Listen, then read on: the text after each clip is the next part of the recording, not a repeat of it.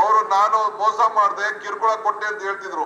ನಾ ಕಿರುಕುಳ ಕೊಟ್ಟಿದ್ರೆ ಯಾವತ್ತೇ ರಾಜೀನಾಮೆನೆ ಕೊಡ್ಬೋದು, ಬಿಜೆಪಿ ಜೊತೆ ಸೇರ್ಕೋಬಹುದಾಗಿತ್ತು. ಅಧಿಕಾರವನ್ನ ಕೊನೆಯವರೆಗೂ ಕೂಡ ಅಧಿಕಾರವನ್ನ ಕೊಟ್ಟ ಯೋಗಕ್ಕಿಂತ ಯೋಗಕ್ಷೇಮ ಮುಖ್ಯ ಅಂತೆ. ಹಾಗೆ ಕೊಟ್ಟಂತ ಅಧಿಕಾರನ ಅವ್ರ ಕೈಲಿ ಉಳಿಸ್ಕೊಳಕ್ ಆಗ್ಲಿಲ್ಲ. ಈಗ ಮಂಡ್ಯನೇ ಇವತ್ತು ಮಂಡ್ಯದ ಬಗ್ಗೆ ಮಾತಾಡ್ತಾರೆ.